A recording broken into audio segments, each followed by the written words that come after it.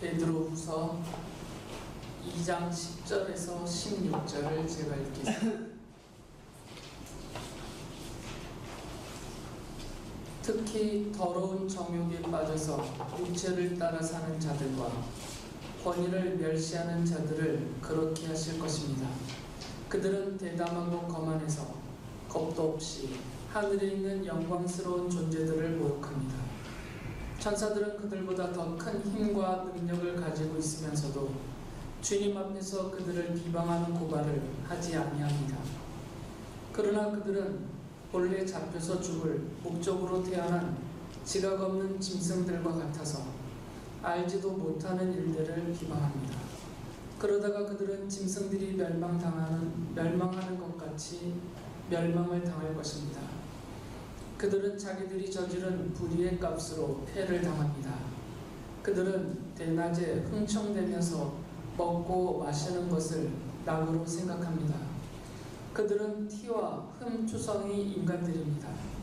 그들은 여러분과 연애를 즐길 때에도 자기들의 속임수를 꾀하고 있습니다. 그들의 눈에는 간음의 상대자들밖에 보이지 않습니다. 그들은 죄를 짓기를 그치지 않습니다. 그들은 들뜬 영혼들을 유혹하며 그들의 마음은 탐욕을 채우는 데 익숙합니다. 그들은 저주받은 자식들입니다. 그들은 바른 길을 버리고 그릇된 길로 갔습니다. 불의의 싹을 사랑한 불의의 아들 발람의 길을 따라간 것입니다. 그러나 발람은 자기의 범죄에 대하여 책망을 들었습니다. 말 못하는 나귀가 사람의 소리로 말하여 이 예언자의 미친 행동을 막은 것입니다.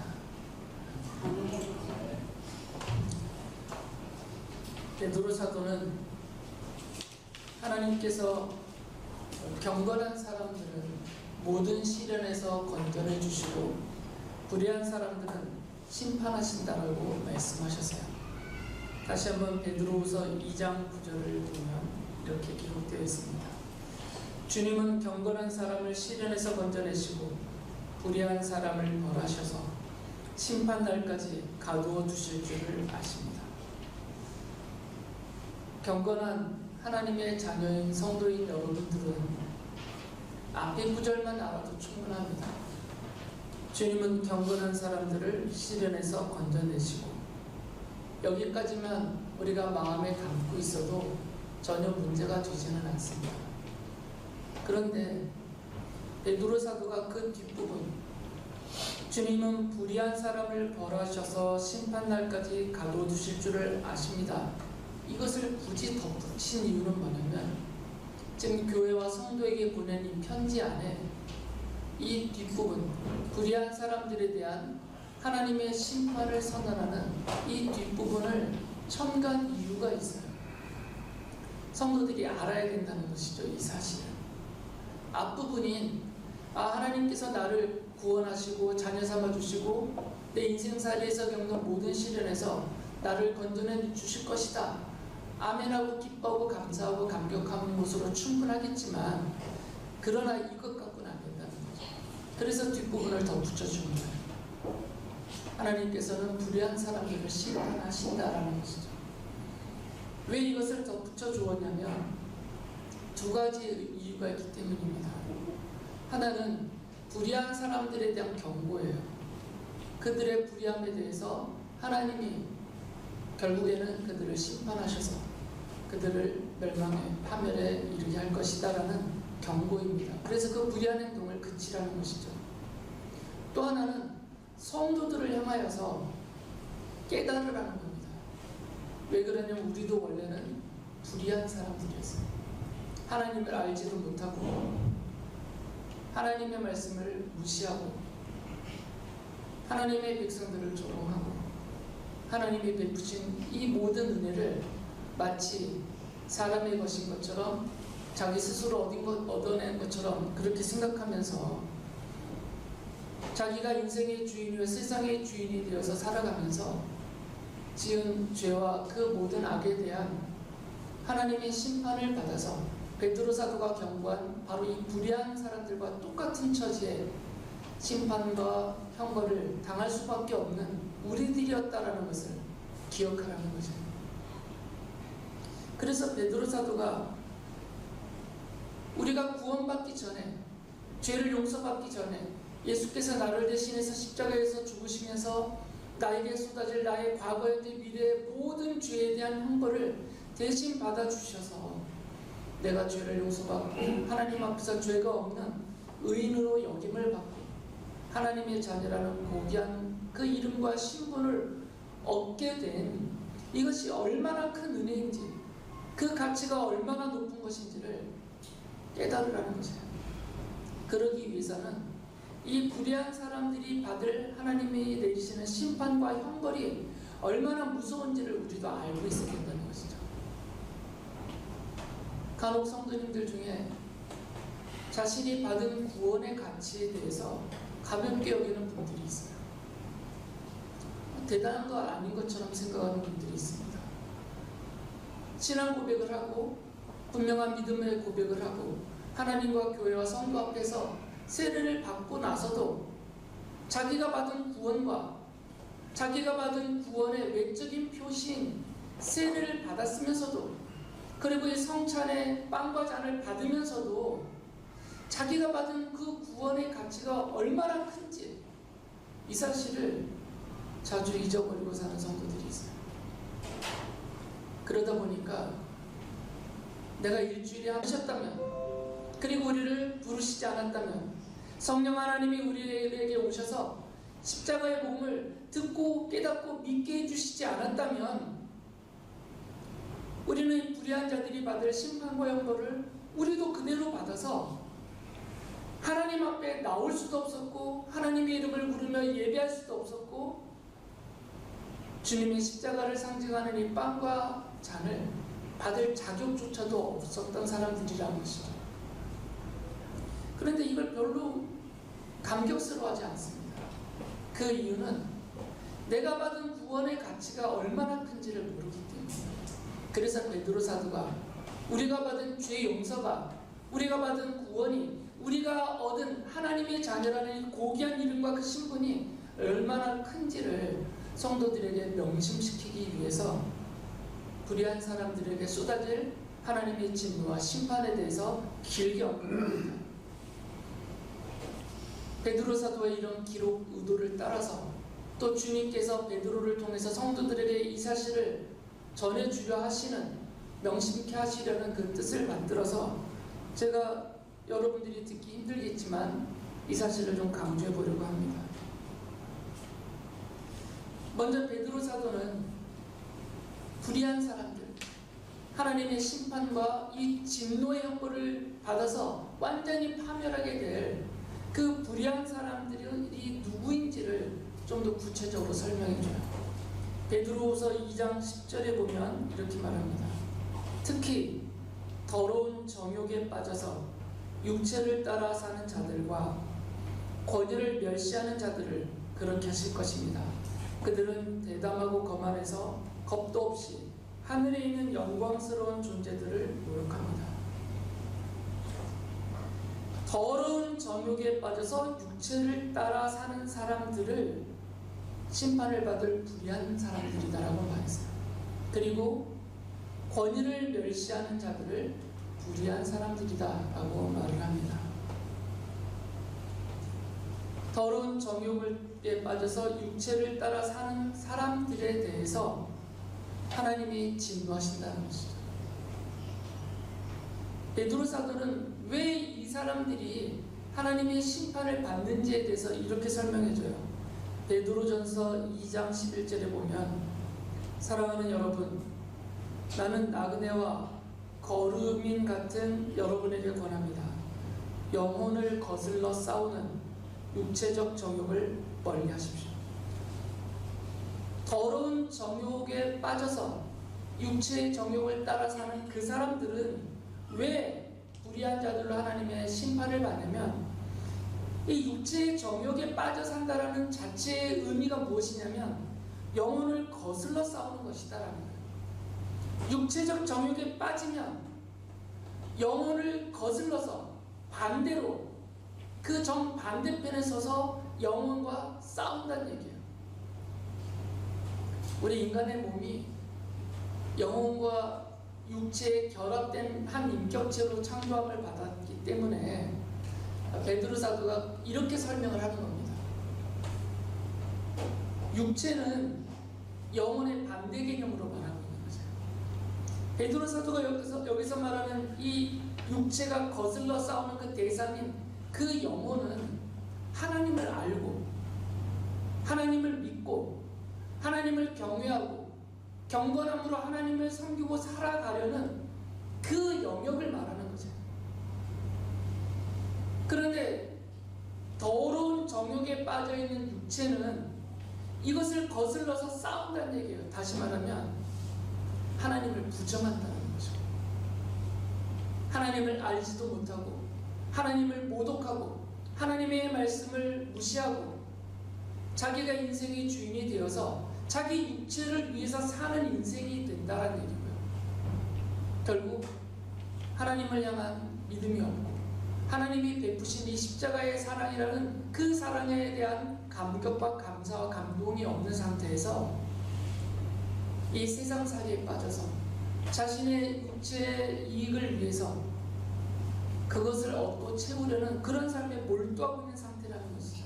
그 과정에서 불의를 행하고 자기의 이익을 위해서라면 악한 것과 손도 잡고 이 죄악을 서슴없이 저지르며 사는 그런 사람들을 말하는 것이죠. 그래서 더러운 정욕이라는 표현을 쓴 겁니다. 하나님을 향한 이 거룩한 믿음, 경건함과 정결함이 힘쓰는 이 거룩한 삶의 반대 개념이기 때문에 더러운 정욕에 빠진 육체의 정욕을 말하는 거죠. 그래서 이 육체 정욕에 빠지면 우리의 영혼이 하나님을 믿고 섬기고 따르지 못하게 만듭니다. 심지어 이미 구원받은 성도들조차도 더러운 정욕을 빠져서 이 육체의 정욕에 빠져서 거기에 침몰되어서 살아간다면 성도조차도 하나님을 잊어버리게 만듭니다. 하나님을 두려워하지 않게 만듭니다. 경건하게 하나님을 믿고 섬기는 일을 아예 생각도 못하게 만들어버려요. 이게 무서운 것입니다. 물론 세상 창조 전에 하나님이 그 성도를 선택하셨고 하나님이 자녀 삼기로 정하셨고 그 선택하신 대로 십자가의 복음으로 부르셔서 하나님의 자녀를 삼아주셨다면 그가 받은 구원은 취소되지 않습니다. 그 자리에서 당장 죽는다 하더라도 천국에 분명히 갈 것이에요. 그러나 이 땅에 사는 동안에는 이 더러운 정욕대로 육체의 정욕대로 빠져서 쫓아 살다 보면 하나님의 자녀답지는 못한 삶을 살게 된다는 것이죠. 하나님의 자녀라는 그 영광되고 고귀한 이름에 걸맞지 못한 삶을 살기 때문에 하나님이 그 이름과 함께 주신 약속들이 있어요. 그것을 하나도 못 누리고 산다는 거죠. 하나님의 자녀라는 이름에는 약속이 담겨 있습니다. 하나님의 자녀들에게 베푸시는 영원한 생명과 함께 약속으로 주어지는 것들이 있어요. 하나님의 베푸시는 은혜와 사랑과 권세와 영광과 이 세상에서 하나님의 자녀들이 누릴 특권들이 있어요. 그런데 이 더러운 정욕, 육체 정욕에 침몰해버리면 거기에 빠져서 그것만 쫓고 살다 보면 하나님의 자녀라는 신분은 갖고 있어도 그 이름은 영원히 취소되지 않기 때문에 그 고귀한 신분은 갖고 있어도 이 약속된 것들은 하나도 못 누리는 비참한 삶을 살게 된다는 것이죠. 그래서 베드로 사도가 이렇게 경고하는 거죠. 육체 정욕에 빠지지 말라는 것이죠. 바울은 육체적 정욕대로 사는 사람들을 이렇게 가리켜서 말합니다. 에베소서 2장 3절을 보면 우리도 모두 전에는 그들 가운데서 육신의 정욕대로 살고 육신과 마음이 원하는 대로 행했으며 나머지 사람들과 마찬가지로 날 때부터 진노의 자식이었습니다. 육체적인 정욕에, 이 더러운 정욕에 빠지면 진노의 자식, 하나님께로부터 그 불의함에 대해서 심판과 진노의 형벌을 받을 그 진노의 자식이 된다는 거죠. 진노의 자식이라는 것은 하나님의 그 공의로우시고 공평하신 그 심판과 그 형벌, 불의한 자들에게 쏟아질 하나님의 그 진노를 받을 사람들이다라는 표현이에요. 물론 베드로는 우리의 육체, 우리의 몸, 인간의 육체 그 자체를 정죄하지는 않습니다. 우리의 육체 자체를 부정하다고 부르지 않아요. 이건 이원론자들이 말하는 거죠. 영혼은 거룩하고 선하고 육체는 부정하고 악하고 더럽고, 이거는 영지주의자들을 비롯한 이 이원론주의자들이 하는 말이에요. 성경은 그렇게 말하지 않습니다. 베드로 사도는 우리의 육체를 부정하다, 악하다 이렇게 부르지 않아요. 육체 자체를 정죄하지는 않습니다. 베드로가 정죄하는 것은 뭐냐면 더러운 정욕에 빠져서, 육체의 방종한 정욕에 빠져서 사는 그 사람을 말하는 거죠. 그 사람을 가리키는 겁니다. 이 몸뚱이를 정죄하는 게 아니에요. 더러운 정욕, 육체적인 정욕에 빠져서 그 상태의 방종함에 빠져서 사는 그 사람을 정죄하는 거죠. 베드로후서 2장 18절에서 이렇게 말하죠. 그들은 허무맹랑하게 큰 소리를 칩니다. 그들은 그릇된 생활을 하는 자들에게서 가까스로 빠져나온 사람들을 육체의 방종한 정욕으로 유혹합니다. 겨우 빠져나온 성도들도 다시 그 자리로 끌어가려고 한다는 것이죠. 우리 육체가 더러운 것은 아닙니다. 우리의 손발이 악한 것은 아니에요. 그러나 이 손과 발로, 우리의 육체로 더러운 정욕에 빠져서 그 더러운 정욕으로 보고 말하고 행하게 하는 그 일에 빠지면 그 사람이 정죄를 받는 대상이 된다는 거죠. 베드로는 베드로후서 2장 10절에서 이렇게 말해요. 다시 한번 보면 특히 더러운 정욕에 빠져서 육체를 따라 사는 자들과 권위를 멸시하는 자들을 그렇게 하실 것입니다. 더러운 정욕이라고 제안을 했어요. 정욕이라는 단어 자체가 워낙 부정적인 어감을 갖고 있기 때문에 들을 때 막 피하고 싶고 악한 것으로 말하지만 사실은 이 정욕 자체에 대한 정죄는 없어요. 이건 우리의 본성이기 때문에. 이건 본능이고 본성이에요. 사람이 원하는 것이 있으면 그 원하는 것을 이루고자 생각하고 마음에 품고 행하게 돼요. 이 모든 것들은 본능적인 것입니다. 그래서 그 앞에 더럽다라는 것을 붙인 것이에요. 왜 더럽다를 붙이냐면 이것이 악으로 향할 경우이기 때문에, 불의한 자라는 그 무리 속에 빠지게 되는 그런 정욕이기 때문이에요.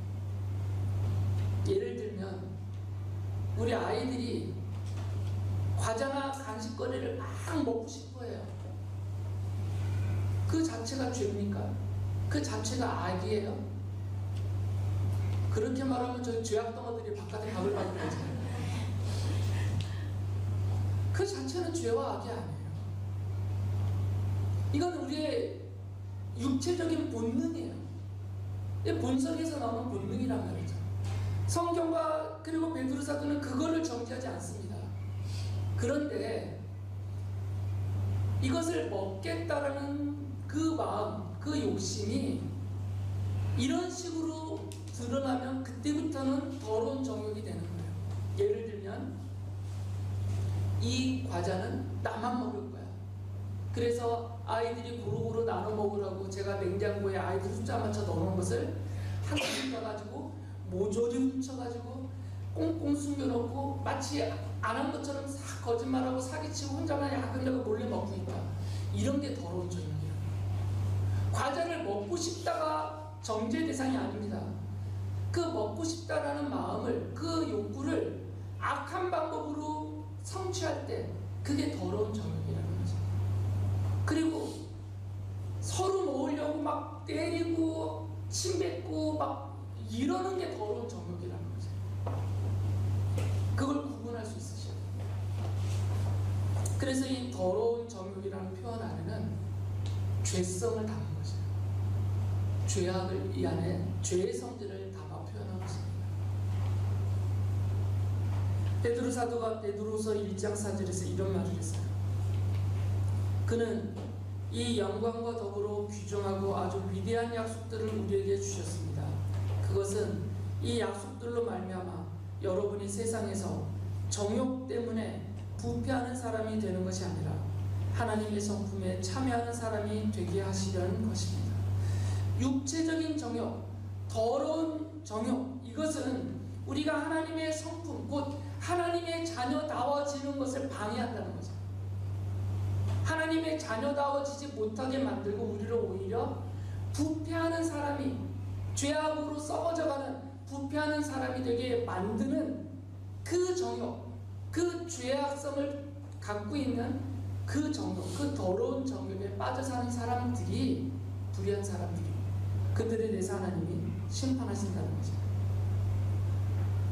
또 한 가지는 읽어드린 말씀대로 권위를 멸시하는 사람들이라고 그랬어요.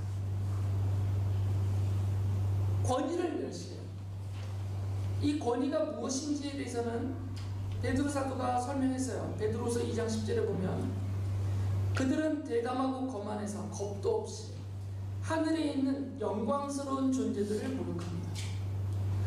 불의한 자들이 어떤 사람이냐면 더러운 정욕에 빠져서 육체를 따라 사는 사람들도 불의한 사람들이지만 고상한 척하고 자기는 법도 없이 살 것 같다라고 산다라고 말하는, 선행을 베풀며 착하게 산다고 말하는 사람들이지만, 그러나 이러한 사람들이 권위를 멸시해요. 다시 말하면 하늘의 영광스러운 존재들을 모욕한단 말이에요. 그럼 이것은 도덕적인 선악의 개념이 아닙니다. 도덕적으로 선을 행하느냐 악을 행하느냐 이런 문제가 아니에요. 이것은 하늘을 향한 죄악이 됩니다. 하늘에 있는 영광스러운 존재들을 모욕하니까. 이 영광스러운 존재들은 천사를 말하죠. 복수형을 썼잖아요. 영광스러운 존재 이러면 하나님일 가능성이 있지만 존재들 이랬으니까, 그리고 사람들이 함부로 욕한다고 하니까 천사들을 말할 거죠. 그래서 베드로 사도가 베드로후서 2장 10절에서 그들에 대해서 이렇게 말해요. 그러나 그들은 본래 잡혀서 죽을 목적으로 태어난 지각 없는 짐승들과 같아서 알지도 못하는 일들을 비방하다가 멸망을 당할 것이라고 말합니다. 그러다가 그들은 짐승들이 멸망하는 것 같이 멸망을 당할 것입니다. 하나님이 이들을 이렇게 멸망시키신다는 얘기예요. 이 불의한 사람들, 심판과 멸망에 빠질 사람들이 하늘에 있는 영광스러운 존재들, 곧 천사들을 모독하고 멸시하고 있는데, 반대로 하늘에 있는 그 베드로가 부른 영광스러운 존재들인 천사들은 하나님 앞에서 어떤 태도를 보이고 있냐면 이렇게 표현해요. 베드로서 2장 11절에 보면 천사들은 그들보다 더 큰 힘과 능력을 가지고 있으면서도 주님 앞에서 그들을 비방하는 고발을 하지 아니합니다. 지금 천사들을 모독하는 이 불의한 자들을 향해서 하나님 앞에서 경거망동을 못한다는 거예요. 왜 그러냐면 하나님에 대한 경외심 때문에. 그 하나님의 위엄, 그 어미하심과 그 하나님의 위대하심 앞에서 그 경외심이 있기 때문에 얘네들이 뻔히 잘못하고 있는데 감히 천사들을 모독하고 멸시하고 모욕하고 있음에도 불구하고 그들에 대해서 하나님 앞에 아무 말도 안 하고 가만히 하나님께서 알아서 사시겠지, 하나님의 주권을 인정하면서 가만히 있다는 거예요. 그 정도로 하나님에 대한 경외심이 있다는 겁니다. 그러나 이 불의한 자들은 그런 경외심이 없어요. 베드로가 이것을 지적하는 이유는 천사들은, 하나님의 천사들은 하나님께서 인간들을 대하시는 하나님의 대리자로 인간 앞에 나와요. 그러니까 사람이 천사를 모욕하고 멸시하고 비방한다는 얘기는 그 천사가 대리하고 있는 하나님을 무시하고 멸시하고 비방하고 조롱하는 것과 똑같은 것이에요. 천사라는 존재는 그 자체의 의미라기보다 인간을 대하시는, 그래서 인간을 대하여 나타나시는 하나님을 대리하는 대리자에 불과해요. 그러니까 천사를 모독하는 것은, 천사를 비방하고 멸시하는 것은 곧 하나님을 향한 것이다. 그것과 똑같다는 것이에요. 그래서 베드로 사도는 도덕적으로 죄악에 빠진 사람이다. 그리고 영적으로 하나님을 믿지 않고 하나님을 멸시하고 모독하고 하나님이 하시는 일들을 비방하는 이러한 사람들이 무례한 사람들이라는 거죠.